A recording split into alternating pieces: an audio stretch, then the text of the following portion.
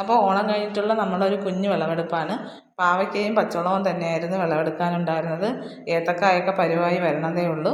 അപ്പം നമ്മുടെ പാവയ്ക്കയെന്ന് വെച്ചാൽ ഇപ്പം ഞാൻ ആദ്യം കവറിട്ടിരുന്നു. അപ്പോൾ കവറെല്ലാം തീർന്നു പോയതുകൊണ്ട് കുപ്പിയിലൊന്ന് പരീക്ഷിക്കാമെന്ന് വിചാരിച്ചു. അത് വേറെ ഒന്നുമില്ല, സിമ്പിളാണ്. നമ്മളൊരു കുപ്പി എടുത്ത് അതിൻ്റെ ചുവടൊന്ന് കട്ട് ചെയ്യണം.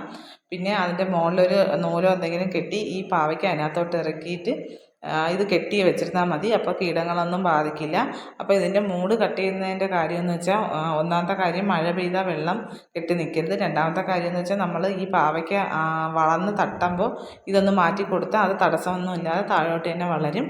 അപ്പോൾ അങ്ങനെ കുപ്പിയിൽ പിടിച്ച പാവയ്ക്കാണ് കേട്ടോ. അപ്പം നല്ല ഒരു അടിപൊളി ഒരു ഇതാണ്, നമ്മുടെ കീടങ്ങളൊന്നും കൊത്തത്തില്ല. അപ്പം നമ്മൾ അടുക്കളത്തോട്ടത്തിലൊക്കെ ഇത് നല്ലൊരു പ്രായോഗികമാണ്. കാരണം ഈ കുപ്പികൾ പിന്നും പിന്നും വെച്ചിരുന്നാൽ നമുക്ക് ഇതുപോലെ ഉപയോഗിക്കാം. അങ്ങനെ അതിലുള്ള കുറച്ച് പാവയ്ക്ക കിട്ടി. പിന്നെ അടുക്കളത്തോട്ടത്തിലും ഉണ്ടായിരുന്നു കേട്ടോ കുറച്ച് പാവയ്ക്ക, അതുണ്ടായിരുന്നു. പിന്നെ അതുപോലെ തന്നെ നമ്മൾ എന്നത്തെയും ഹൈലൈറ്റ് പച്ചമുളകും ഉണ്ടായിരുന്നു. അപ്പോൾ ഇന്ന് ഇത്രയാണ് വിളവെടുത്തത്. അപ്പോൾ നേരത്തെ തന്നെ അത് രുക്കുവിൻ്റെ സ്കൂളിലെ ടീച്ചർമാർക്ക് വേണമെന്ന് പറഞ്ഞു. അപ്പോൾ അവർക്കാണ് അതെല്ലാം കൊടുത്തത്. അപ്പോൾ ഇന്ന് ഇത്രയൊക്കെയുള്ള വിശേഷങ്ങൾ. അപ്പോൾ ഈ വീഡിയോ ഇഷ്ടപ്പെട്ടെങ്കിൽ എല്ലാവരും സബ്സ്ക്രൈബ് ചെയ്യാനും സപ്പോർട്ട് ചെയ്യാനും മറക്കല്ലേ. അപ്പോൾ അടുത്ത വീഡിയോയിൽ വരുന്നത്